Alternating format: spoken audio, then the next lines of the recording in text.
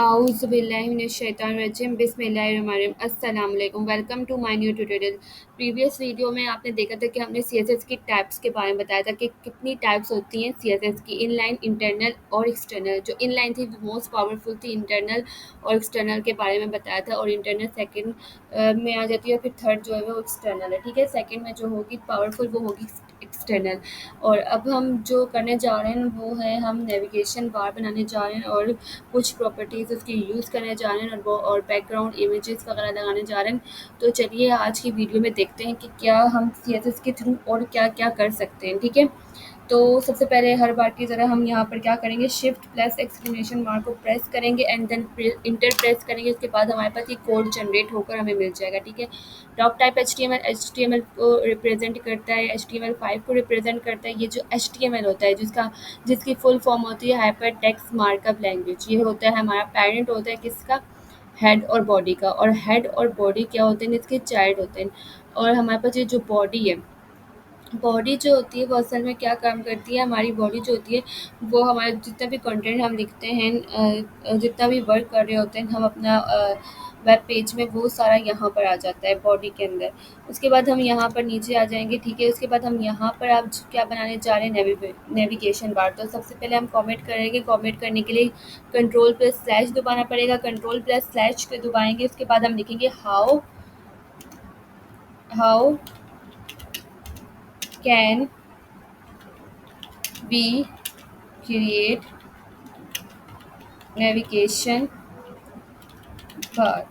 अब हम किस तरीके से हम नेविगेशन बार को क्रिएट कर सकते हैं और नेविगेशन बार होता क्या है। ठीक है, तो नेविगेशन बार होता क्या है, इससे पहले आपको मैं ये बता देती हूँ कि नेविगेशन बार आखिर असल में होता क्या है। ठीक है, फॉर एग्जांपल मैं अपनी ही कोई वेबसाइट आपको खोल के बता देती हूँ और उसमें ये बताती हूँ कि इसमें नेविगेशन बार है क्या चीज़। फॉर एग्जांपल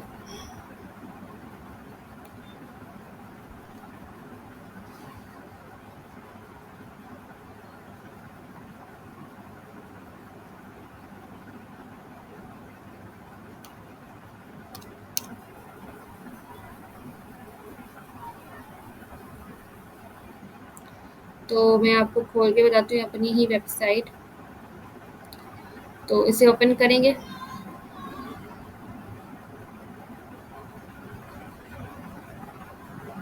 तो यहाँ पर हमारे पास ये वेबसाइट हमारी आ गई। ठीक है, अब जो ये जो नेविगेशन बार आप सोच रहे होते होता क्या है, तो ये हमें जो नज़र आ रही है, ठीक है, ये मतलब यहाँ पर, यहाँ से लेकर येलो कलर तक, यहाँ तक, और इसके नीचे भी ये ये अलग चीज़ है और ये नेविगेशन बार होता है। ठीक है, वैसे यहाँ पर भी हम नेविगेशन बार की ही डिटेल्स दे रहे होते हैं। सबसे पहले हम तो अभी इस चीज़ को सिर्फ समझ रहे हैं कि ये चीज़ क्या होती है और हम इसको किस तरीके से क्रिएट कर सकते हैं। ठीक है, ये तो आप खुद क्रिएट करेंगे, मैं आप जस्ट आपको बेसिक सिखाऊंगी, और बेसिक के बाद आप जो है इतने अच्छे से आपको स्किल्स डेवलप हो जाएंगे कि आप इस तरीके से वेबसाइट्स खुद अच्छे से बना सकेंगे। तो ये हमारे पास home services, about, requirement, events जो भी लिखा हुआ है, ये किस तरीके से लिखा हुआ आता है, ये नेविगेशन बार के थ्रू लिखा हुआ होता है, और ये हमारा नेविगेशन कहलाता है, नेव, जिससे हम नेव बार भी कहते हैं। ठीक है, चलिए हम अब इसे क्रिएट करते हैं अपनी वेबसाइट पे। ठीक है, अब हम यहाँ पर इसका टॉपिक का नाम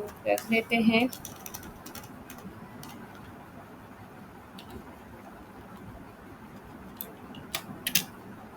प्रोजेक्ट। ठीक है, अब हमारे पास प्रोजेक्ट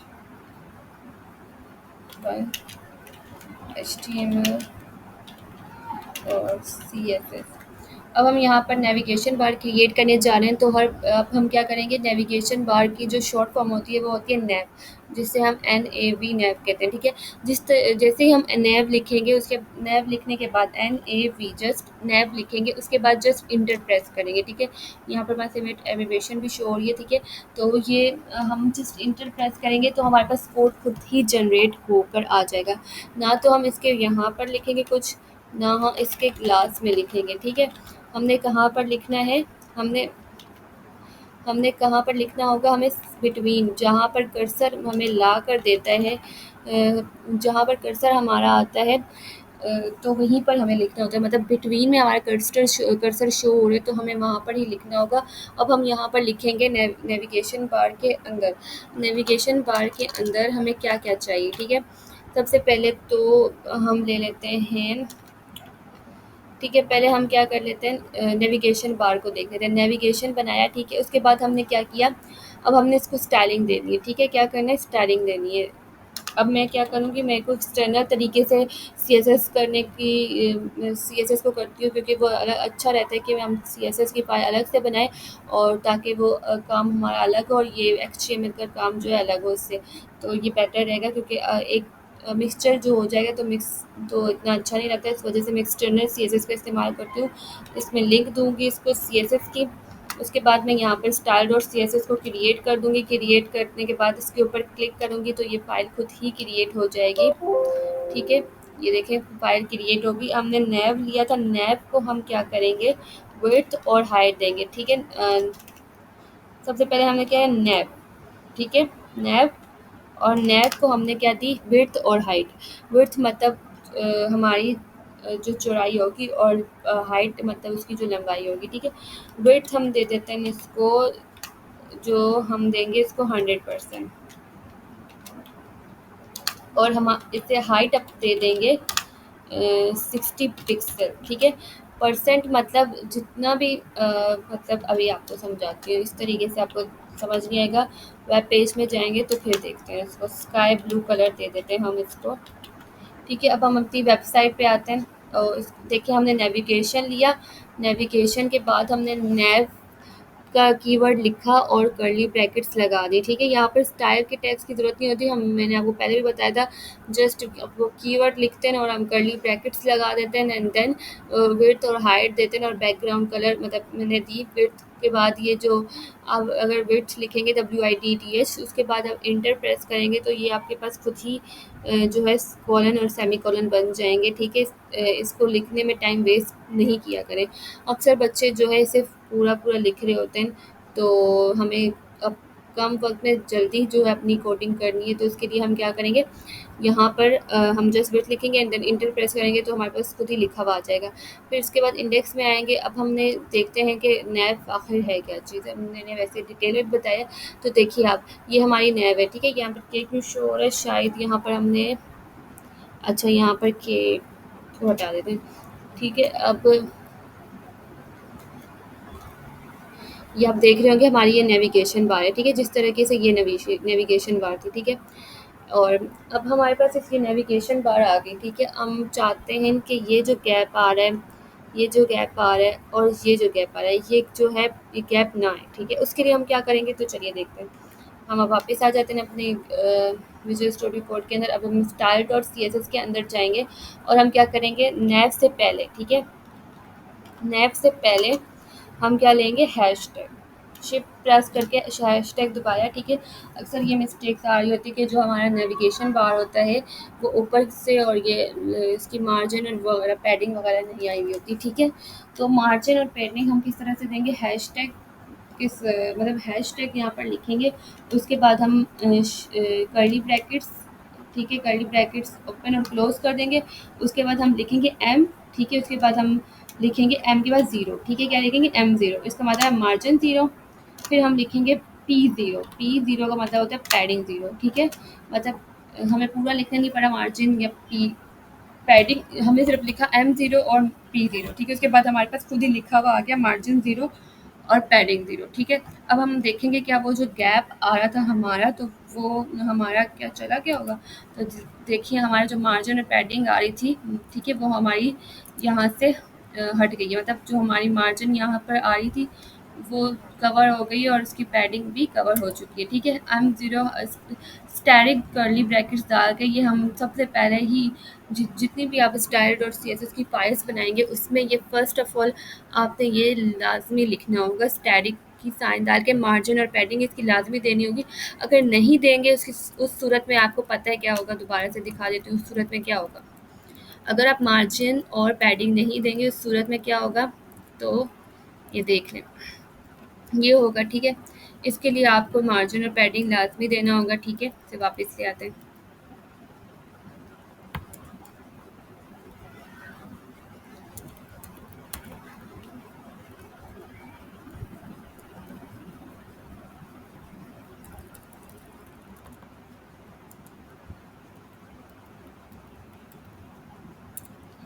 अच्छा, स्काई ब्लू। अब इसको जाएंगे, करेंगे स्टैरिक। स्टैरिक को प्रेस किया और M0P। ओके। तो अब हमारा नेविगेशन बार बन चुका है, ठीक है। अब हमारा मेन काम आ जाता है नेविगेशन बार के अंदर। नेविगेशन बार के अंदर हमने क्या क्या करना होता है, ये चीज़ें लेकर आनी होती है। मतलब कि हमारे पास जो है नेविगेशन बार होती है, वेबसाइट होती है, वेबसाइट के अंदर क्या चीज़ें होती है, यही तो होती है होम, सर्विसेज, अबाउट, कॉन्टैक्ट। ये सब कुछ किस तरीके से हमारे पास आता है, ये हम किस तरीके से लिखते हैं अपने विजुअल स्टूडियो कोड के अंदर, और वो हमें जनरेट होकर यहाँ मिल रहा होता है। तो वो चलिए देखते हैं। अच्छा, अब नेव के बाद हमने एक मतलब कि एक नेव ले ली, उसकी विड्थ और हाइट बता दी। अब उसको हमने मार्जिन और पैडिंग भी दे दिया, ठीक है। मार्जिन और पैडिंग सिर्फ इसके लिए नहीं रहेगा, बल्कि जितना भी हम काम करेंगे उन सब के लिए रहेगा, ठीक है। अब उसको हमने ये बता दिया कि इसकी विड्थ और हाइट इतनी है, ठीक है। अब हम जितना भी काम करेंगे, जाहिर सी बात है इसके अंदर ही आएगा, क्योंकि क्या है, ये एक बात समझ सकते हैं आप कि ये पेरेंट हो गए, ठीक है। क्या हो गया, ये पेरेंट टैग हो गया, क्योंकि इसके अंदर ही अब जो भी चीज़ हम लिखेंगे ना, वो इसके अंदर ही आएगी, ठीक है, इसके अंदर ही आएगी। अब जैसे कि मुझे यहाँ पर मुझे चाहिए 3 नाम लिखे हुए होने चाहिए, ठीक है। तो वो नाम हम ना तो हेडिंग से क्रिएट करेंगे, ना तो पैराग्राफ से। हमें वो नाम जो है ऑर्डर लिस्ट से क्रिएट करने हैं, ठीक है। OL लिखा मैंने, जस्ट इंटर प्रेस किया, ठीक है। ये हमारे पास OL यहाँ पर ऑर्डर लिस्ट की कमांड चल गई, ठीक है। टैग हमने लगा दिया।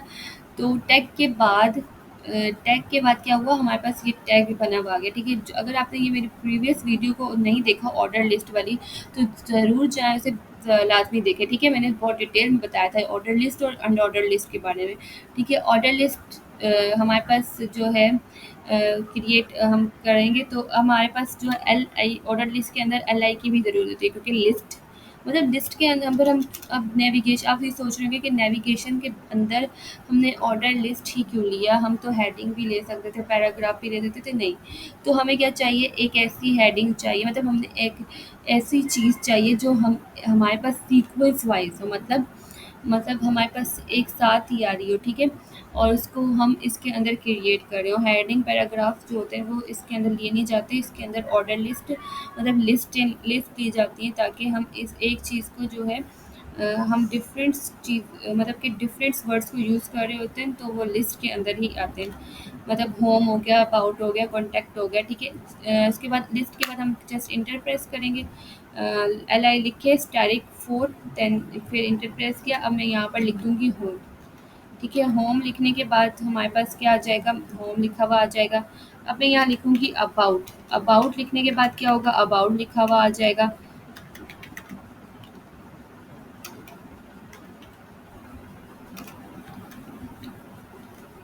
अबाउट अबाउट के बाद मैं लिखूँगी सर्विसेज। सर्विसेज के बाद मैं लिखूँगी कॉन्टैक्ट। कॉन्टैक्ट एज, सही। ये सब कुछ हमने यहाँ पर लिख दिया, ठीक है। अब क्या होगा, अब हम चेक करेंगे कि हमारा ये हमारी वेबसाइट पे लिखा हुआ आया है सब कुछ। देखें आप, ये लिखा हुआ आ चुका है, ठीक है।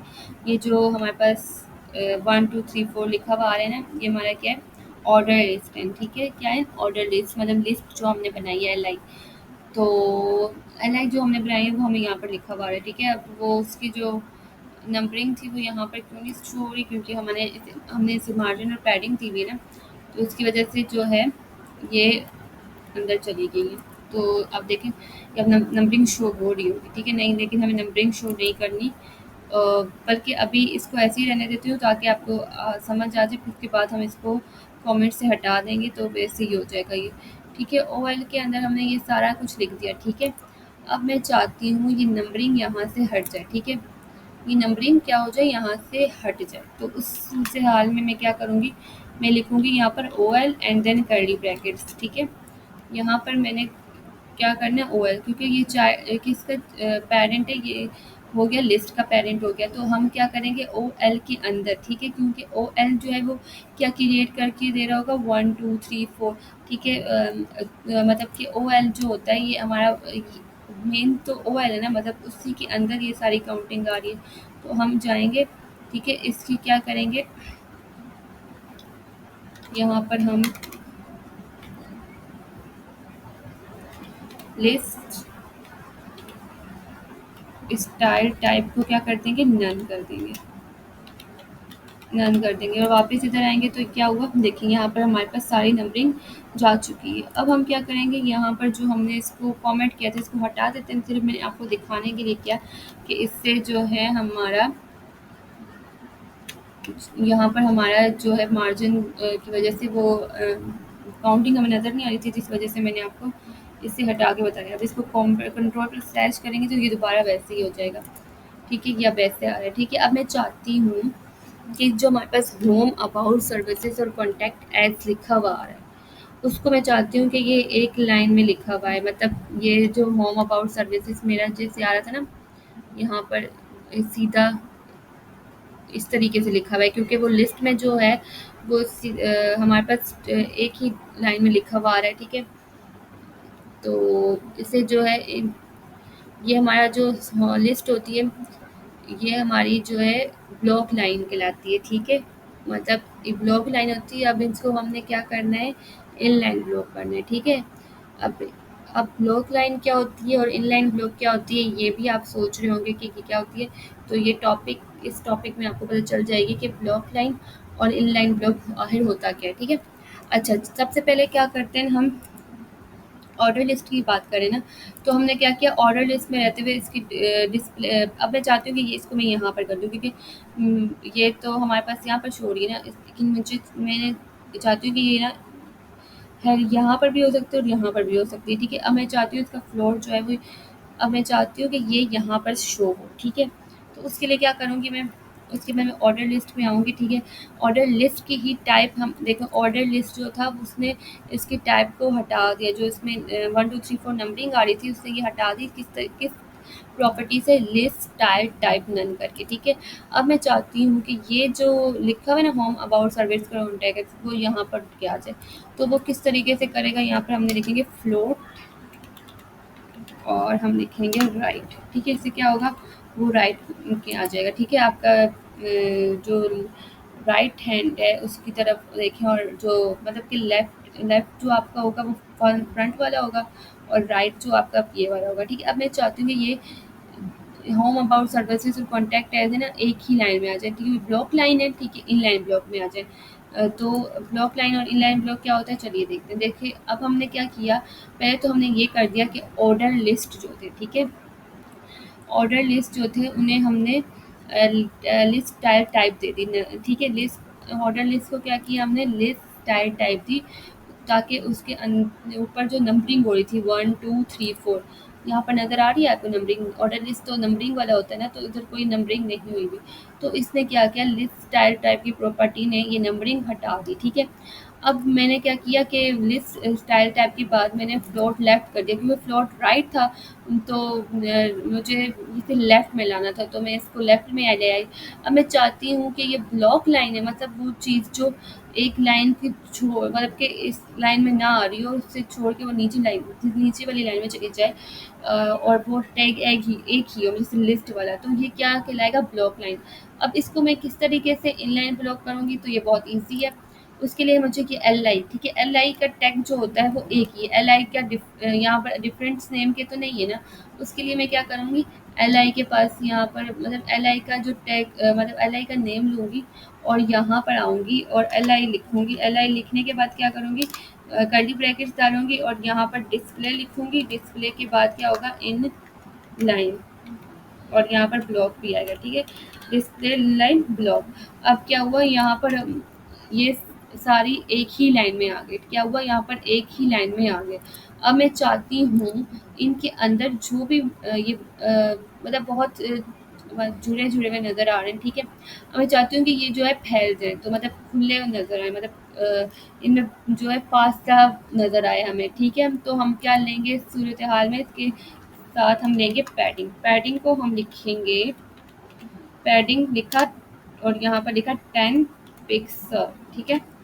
तो उससे क्या हुआ, हमारे पास जो लफ्ज़ थे हमारे थोड़े गैप आ गई। अगर हमें अगर ज़्यादा चाहते हैं तो हम यहाँ पर कर देते हैं 50, तो उससे क्या होगा, ज़्यादा नीचे आ गए, ठीक है, हम वो कर देते हैं 30। तो सही है। अब देखिए यहाँ पर हमारे पास गैप नज़र आ गया, ठीक है।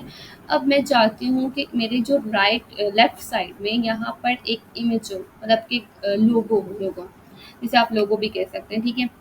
तो लोगो को जस्ट यहाँ पर मैं लाना चाहती हूँ, तो मैं क्या करूँगी, ये वाला लोगो उठा देते हैं, ठीक है। इसको हम राइट क्लिक करेंगे और इसकी इमेज को सेव कर देंगे, बल्कि हम अगर चाहें तो इसे डाउनलोड करके भी लेकर आ सकते हैं, ठीक है। अगर आप डाउनलोड करना चाहते हो कोई भी लोगो लोगो लोगो ऑफ यूट्यूब, ठीक है, लोगो हम यूट्यूब का देख लेते हैं, इंटर प्रेस करते हैं, ठीक है। अब हमने जैसे कि हम लोगो लेना चाहते हैं, तो हम इसको क्या करेंगे, इसकी इमेज को सेव करेंगे, उसके बाद हम इसे डेस्कटॉप में लेके जाएंगे, ठीक है। डेस्कटॉप में हमारा फर्स्ट प्रोजेक्ट है। अब यहाँ पर हम क्या करेंगे, एक फ़ाइल क्रिएट कर देंगे, न्यू फाइल। आप इस फ़ोल्डर बना देंगे, वो इमेज के नाम का होगा। मैं क्यों चाहती हूँ ये इमेज का फ़ोल्डर बनाना, क्योंकि मैं इस वजह से चाहती हूँ क्योंकि मेरी जो भी इमेजेस हों वो सारी इसके अंदर ही है, ठीक है। अगर आपने ये वीडियो नहीं देखी इमेज वाली, मैंने आपको फ़ोल्डर भी बनाना सिखाया था और अलग से, और उसका बताया भी था कि किस तरीके से हम फ़ोल्डर के थ्रू इमेज को सेव करवा सकते हैं। तो हम इसको सेव कर देंगे, उसके बाद हम अपने विजुअल स्टूडियो कोड के अंदर आएँगे, ठीक है। ये फ़ोल्डर भी क्रिएट हो गया और हमारे पास ये इमेज भी शो हो रही है। अब मैं इसको क्या करूँगी, इसको यहाँ पर नेविगेशन के नीचे नेम है लिखा हुआ है, वहाँ पर इमेज का टैग यूज़ करेंगे। उसके नीचे हम लिखेंगे IMG स्लैश, ठीक है। ये स्लैश क्या करता है, ये बताता है कि हमारा जो है फ़ोल्डर जो है हमारा हमारा जो फ़ोल्डर है उसको मतलब कि जो हमारा फ़ोल्डर होता है उसके बारे में ये बता रहा होता है कि ये हमारा इस फ़ोल्डर स्लैश लगा के आता है, मतलब कि हमने इसको अलग फ़ोल्डर से बनाया है। अगर हम अलग फ़ोल्डर में नहीं बनाते तो डायरेक्ट हम नाम लिखते, तो फ़ोल्डर को पहचान के लिए हमने ये स्लैश लगाया। फिर उसके बाद ये उसको पता चल गया तो उसने हमें खुद ही उसकी मतलब कि नेम बता दी कि उसका नेम ये है। अब हम देखेंगे तो हमारे पास ये बहुत बड़ा आ रहा है, ठीक है। अब क्या कि हम हाइट और विड्थ को मैनेज कर सकते हैं, तो जी बिल्कुल कर सकते हैं। किस तरीके से करेंगे, चलिए देखते हैं, ठीक है। यहाँ पर और लिखा हुआ है, इसमें लिख देते हैं यूट्यूब। अगर आपने हमारी पिछली वीडियो को नहीं देखा तो लाजमी जाएँ, पहले वो वीडियो देखें, फिर उसके बाद जो है इसको आप अच्छे से समझ सकते हैं। अच्छा, IMG का टैग जो है हम यहाँ पर लिखेंगे, IMG का टैग लिखा हमने, उसके बाद हमने विड्थ इसको दी, विड्थ हम दे देते हैं इसको कितनी दे देते हैं, हम इसको दे देते हैं 100 पिक्सल, और उसके बाद हम इसको हाइट दे देते हैं, इसको हम हाइट दे देते हैं 50 पिक्सल। कितनी दे देते हैं, 50 पिक्सल। तो उससे क्या काम बन जाएगा कि हमारा लोगो सही हो गया होगा, तो सही हो गया, लेकिन बहुत जो है ये मतलब फँसा-फँसा हुआ लग रहा है, तो हम इसको सही करते हैं थोड़ा बाहर, ताकि ये थोड़ा खुला नज़र आए। तो इसके लिए हम 70 पिक्सल कर देते हैं, तो क्या होगा, अब थोड़ा बेटर नज़र आ रहा है, ठीक है।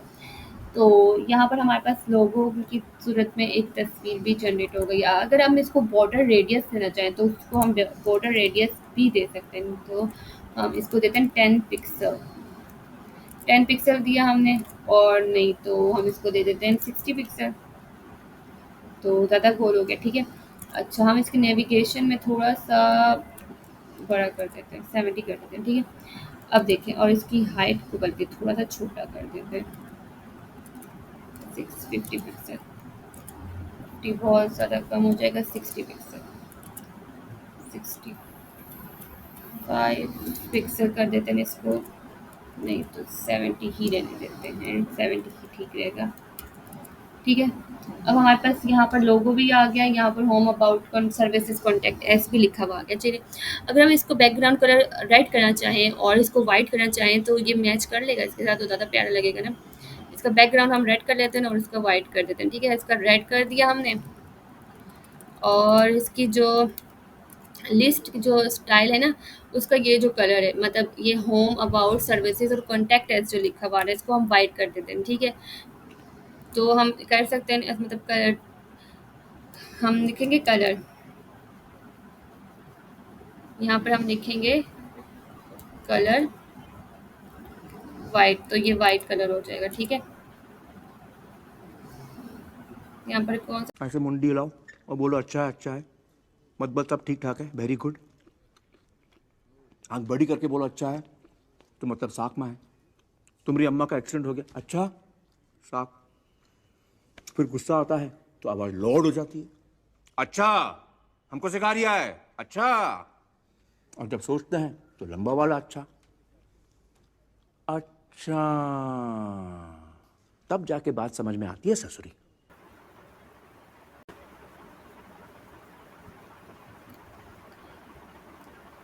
तो कलर चेंज करने से क्या हुआ कि हमारे पास ये जो कलर है वो इसका टेक्स्ट का कलर जो है LI के अंदर वो चेंज हो चुका है। ठीक है, आज के लिए इतना ही। हमारी नेक्स्ट वीडियो को देखने के लिए लाइक करें, सब्सक्राइब करें, शेयर करें और बेल आइकन को प्रेस करना ना भूलिए। अल्लाह हाफिज़।